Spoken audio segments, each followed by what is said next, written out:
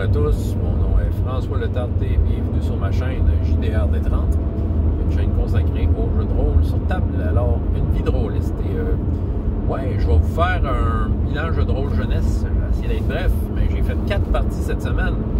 En fait, la vidéo précédente que vous avez peut-être vue, qui est assez longue, fait état de la fin de A Delve in the Cave. Je suis assez content que ça soit fini, on peut passer à autre chose. Donc, vous irez voir ça. Ça raconte en plus en détail mes impressions sur avoir joué un module et celui-là en particulier. Mais là, je vais vous faire un résumé des 4 parties que j'ai faites. Une belle semaine de jeu de rôle, bien content. Donc, la première partie, Hero Kids, dimanche matin. Écoute, ça commence bien la journée. Ça, c'était chez...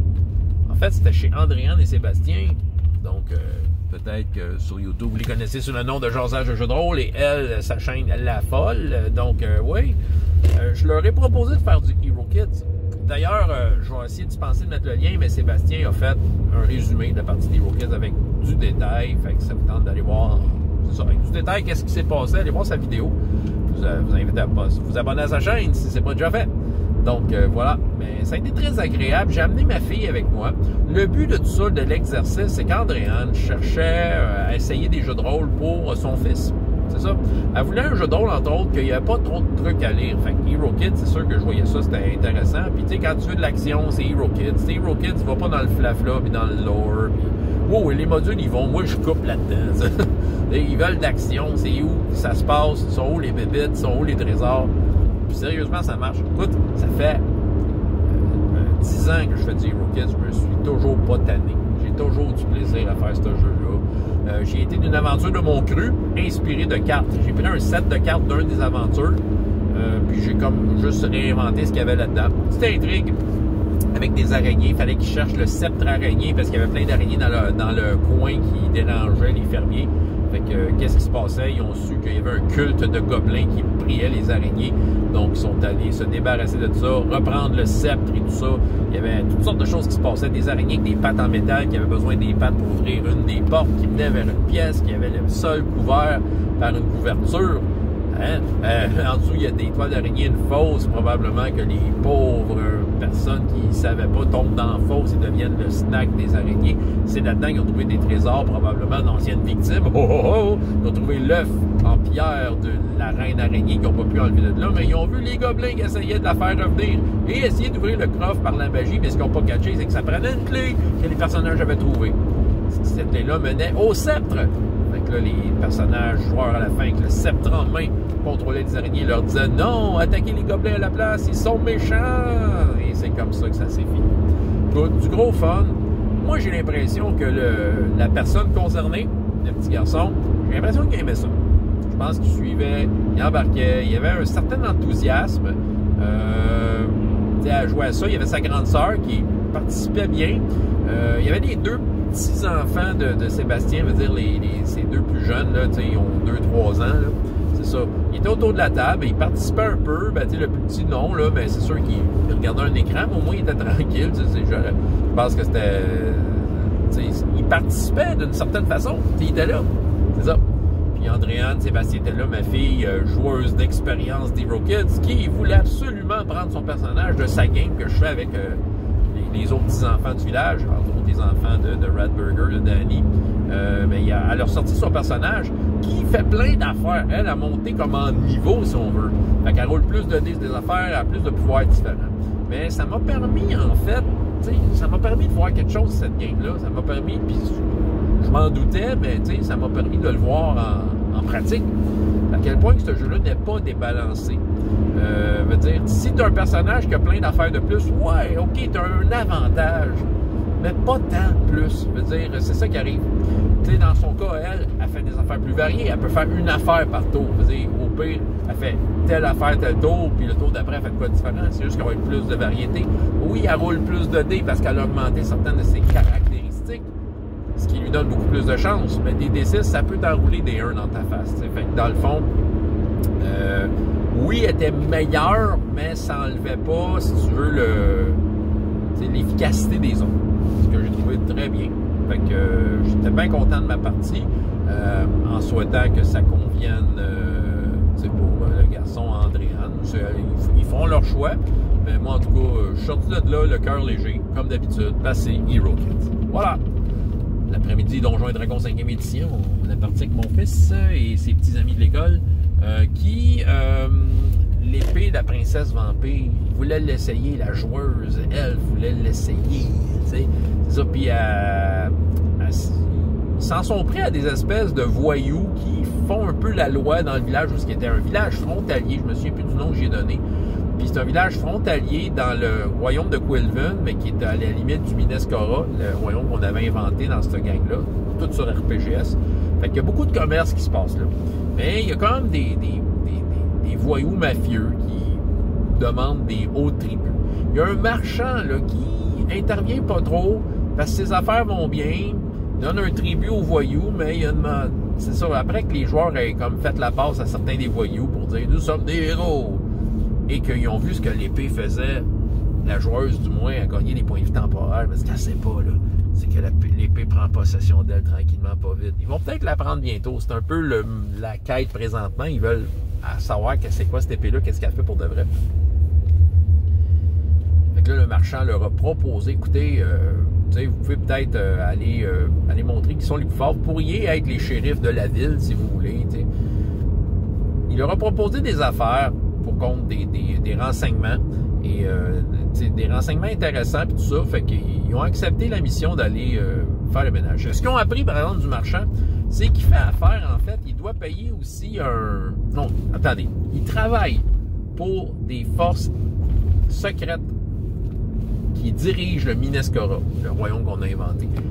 Ça a été déterminé quand on a parti cette campagne-là que c'était des elfes cachés dans un royaume sous-marin qui contrôlait, tirait les ficelles du Minnescora.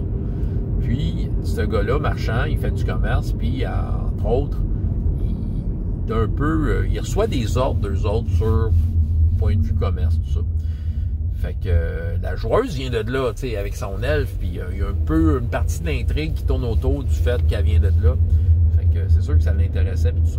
Ils sont partis dans des marais pour essayer de retrouver ces fameux voyous. Bien confiant, mon fils druide s'est transformé à cheval avec ses deux amis pseudo-barbeux. On galope dans le marais, sauf que les voyous, dans leur repère, ont une façon de se défendre. Cachés dans les arbres, ils ont un sifflet qui appelle un crocodile géant. Donc, ça a pas mal fini que le crocodile géant qui venait de manger d'un coup mon fils, son cheval, mais étant donné que c'est un druide, ben, la forme cheval disparaît puis il redevient lui-même, il y a un drachéide. Donc, j'ai bien hâte de voir comment ils vont s'en sortir parce que la balance, le game balance, je m'en balance. Oh! C'est ça. Fait que le crocodile va être super fort, donc ils devront être astucieux. Ils ont pitché une coupe de sorts dessus, puis des affaires. J'ai bien hâte de voir comment ils vont s'en sortir. Ils ont une coupe d'objets magiques, tu sais. Des fois, tu y penses pas aux objets magiques, mais tu sais, il s'agit qu'ils y pensent puis qu'ils essayent d'être créatifs avec. Voilà. Chronique oubliée. La fin de Delve in the Cave. Le groupe avec lequel on a vraiment fini Delve in the Cave. Écoute, un plan bien monté, c'est un plan bien monté, OK?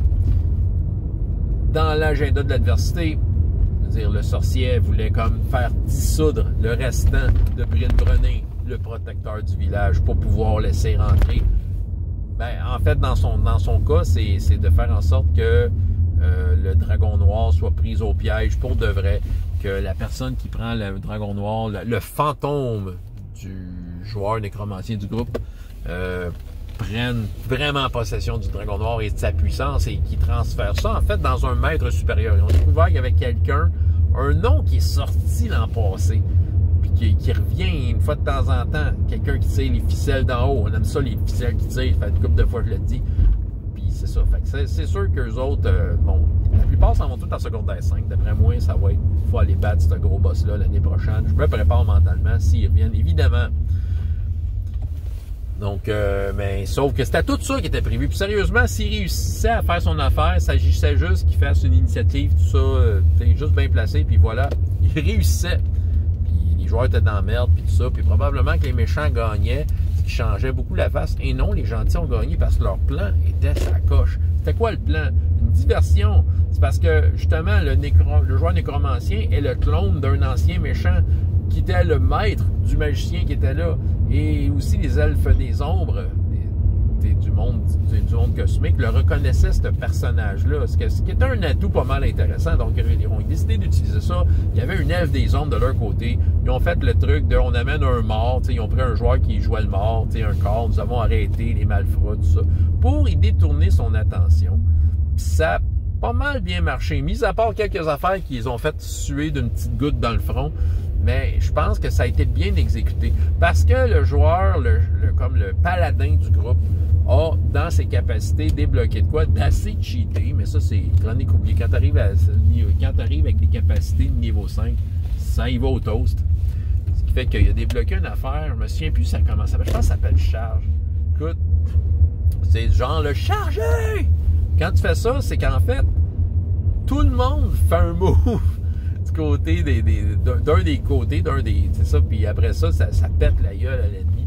Écoute, ils ont fait ça, l'ennemi a perdu l'initiative, ils ont pas pu se rendre à ça, il a pas pu se rendre à, tu sais, comme d'arriver à ses fins, il a pas pu, c'est ça.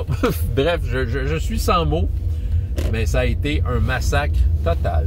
Ce qui a coupé les ponts avec ce qui se passait dans le monde cosmique, parce que juste avant d'être dans le monde cosmique, en fait, là, après ça, bon, il y a des elfes, des ombres qui essayaient de les attaquer, mais ils se sentaient comme en sous-nombre, ils se sont sauvés. Ça, les personnages se sont fait pitcher une coupe de roche par des petits lutins.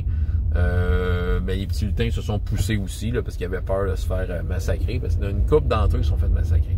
Les joueurs ont fait un bon plan, ça coche, ça a marché, ils étaient contents. Voilà, j'ai rien de plus à dire.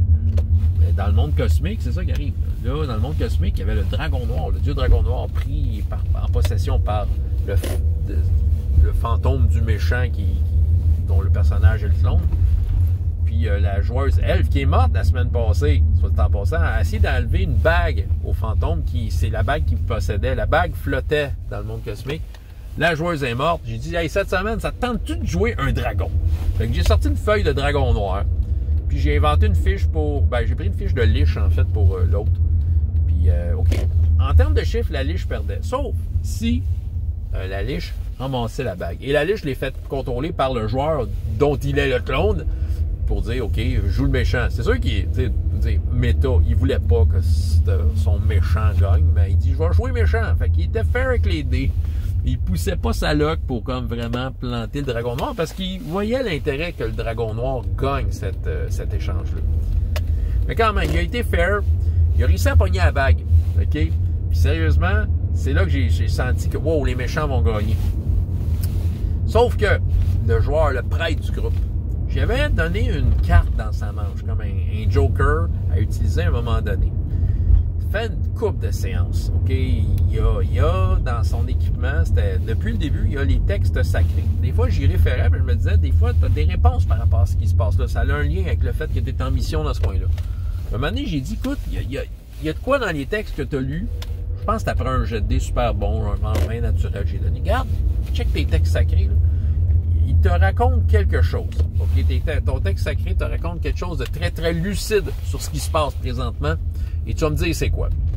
C'est le genre de joueur que quand j'y donne un peu le bâton comme ça, il bloque. C'est un bon exécutant comme joueur. C'est pas un joueur qui est profond roleplay, tout ça. C'est un joueur qui a des... Tu lui mets une situation toute faite, là, puis il va te trouver quoi faire.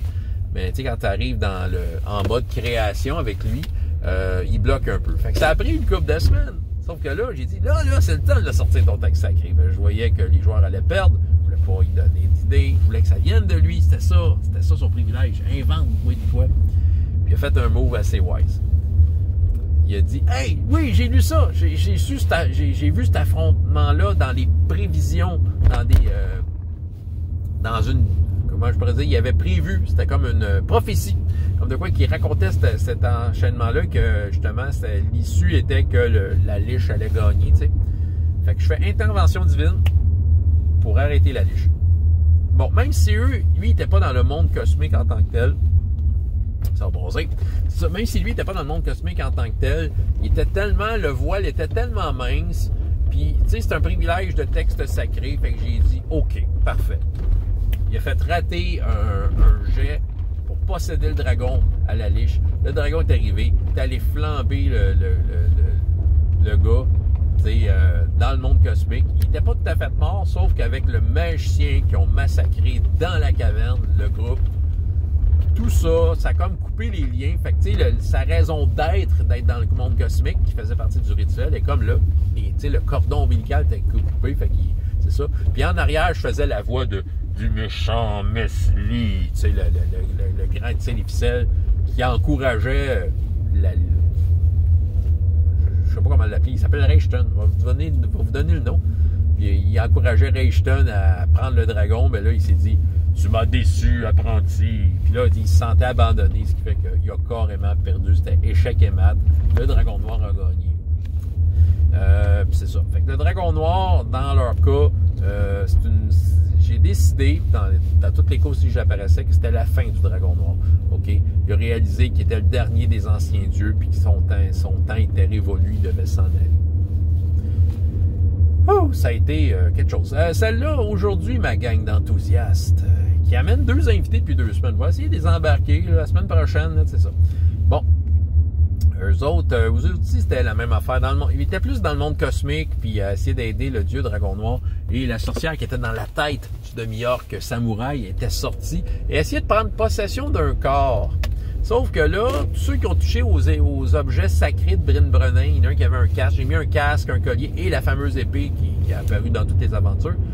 J'avais déterminé qu'il était plus difficile à posséder. Fait qu'elle essayait de prendre un corps faible. Puis c'était leur ancien ami en personnage non-joueur qui a été libéré de il était pris, comme si on veut, par un... Il était hypnotisé d'une certaine façon pour prendre le dragon noir comme prisonnier et l'affaiblir. Mais la joueuse, la chevalière du groupe, là, la guerrière du groupe, c'est ça, avec son épée justement sacrée, elle a été touchée son ancien ami. Ça l'a protégé d'une certaine façon.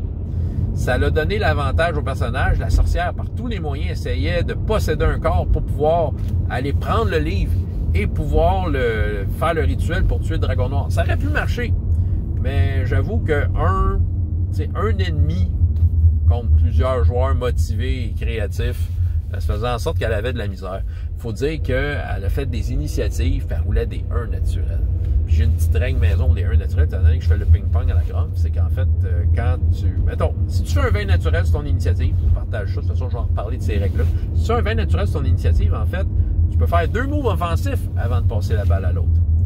Et le contraire est vrai. En fait, c'est si tu roules un 1 naturel, c'est que ton adversaire a droit à 2 offensifs. Et imagine, toi, tu roules un 20 naturel, ton ennemi a roulé un naturel, tu peux faire 3 moves offensifs avant de passer aux autres. T'sais.